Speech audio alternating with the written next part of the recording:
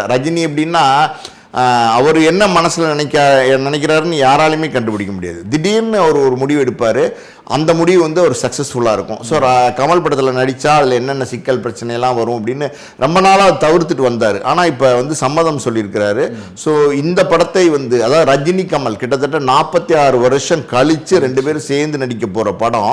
2 பேருமே தமிழ் சினிமாவின் super stars.